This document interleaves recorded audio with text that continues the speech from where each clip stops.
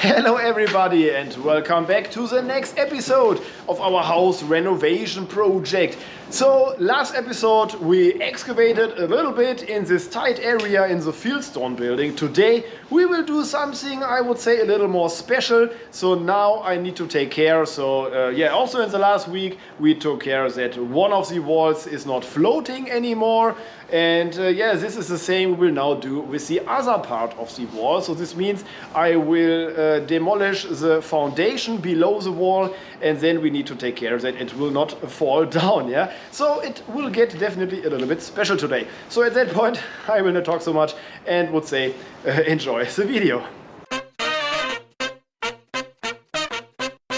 So today we will start in a different area of the building, and I can show you, just for a little better understanding, a little overview that you know where I'm here just working. So you see the wall, this is also some kind of floating wall here in this area. And because I now have the stones and concrete and stuff, I think my first plan should be to stop this wall from floating again. So the concrete floor slab in this area is completed, and so it is no problem to now build a new proper basement below this wall. And here I can tell you a little fun fact. So all the work I did here was completely wasted. Some people who know my newer videos are aware that the wall, which I'm now working on here, is now not longer existing. So in a half year or so, we've found out that there is no possibility to keep this wall, and so we demolished it completely and will build it up later on. Yeah? So this piece here of basement I'm just building is unfortunately simple waste of time. But of course at that time point I was not aware, so this work was necessary for the next steps here in this area, and this is why I did it here. And as you can see, this is simply the same like we did in the last video. So I'm using here normal cement mortar for the stones, and then I leave there a gap, which then later on, if the cement mortar is hard enough, then I can close the gap with some padding mortar, which will close the gap completely. And in total, this will be the new basement of this wall. And so we are ready in this area so far and can start work again in the fieldstone part of my building here. And you can see this wall here, and the plan at that time is to build up a new concrete floor slab below this wall. So you have two options. The one option is to demolish the complete wall, completely, and then build it up later on the new concrete floor slab. But this is quite a lot of work, you can say. And so I choose the option 2. The option 2 would be to remove all the old basement below the wall, then to keep the wall in place somehow, and then build the new concrete floor slab directly below the floating wall. So this might sound a little bit confusing, but I think in this video I can show you what exactly I mean here.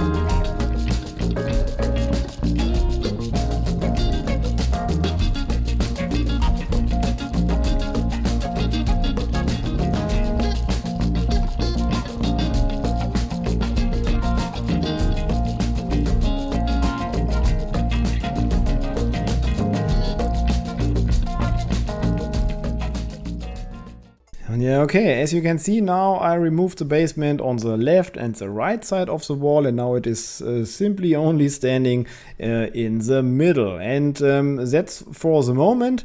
So then I can move on with the other part. So there is a door in between. So this is why we have here two parts of the wall. And on the other side, I will do exactly the same. So on the left side, you can see the already new built basement of the wall. And yeah, the same plan now we have for the right side. So from this point of view here, yeah. And yeah, so you can also see now I remove everything below this wall. This is quite exhausting work, yeah, because you need to do this by hand. There's no possibility to do this with a mini excavator or something. But at the end, my track dumper is there and can help me removing all the earth and also the stones out of the building. Yeah. You also have here a quite nice view on this black cable. So this is the main electrical cable we removed below the new concrete floor slab. Maybe you remember a few parts ago. We installed everything, and yeah, so now this is the last time we will see it, because after this part of the floor slab is ready, also the electrical cable will then stay in place below the concrete floor slab. Yeah, and even if this here in the video doesn't look like so much stuff to move, yeah, not so much earth, maybe also not so many stones, I can tell you this might look here like it is not so much, but it is quite much work to do.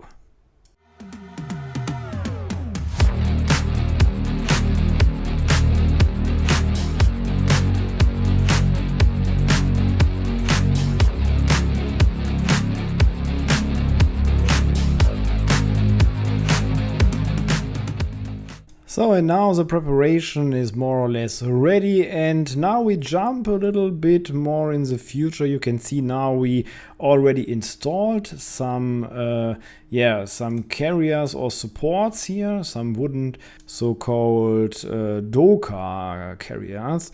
And they should keep the wall in place so that we can now remove the rest of the foundation. And have a look on the right side of the wall. There you can see if we remove the last stone out of the foundation, that also the jacks and the wall get a few centimeters down. But this is no issue. This is why we're using simply the jacks, because then you have the possibility to pump the wall this 1 centimeter or maybe 2 centimeters up again.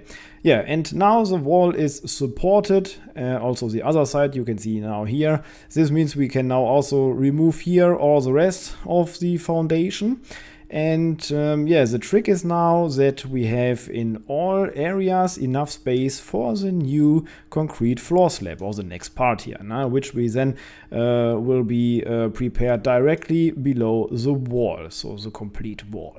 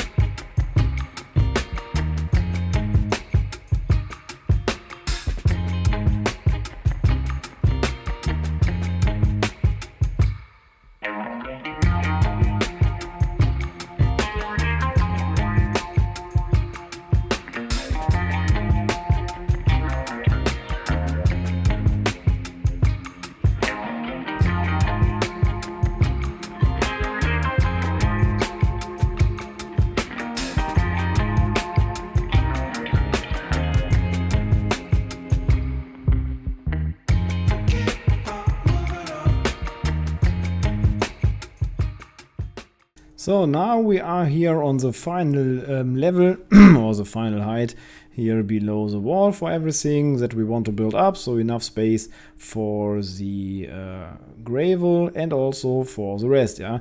And now you can see I'm just installing here this really big pipe. So this should be a supporting pipe.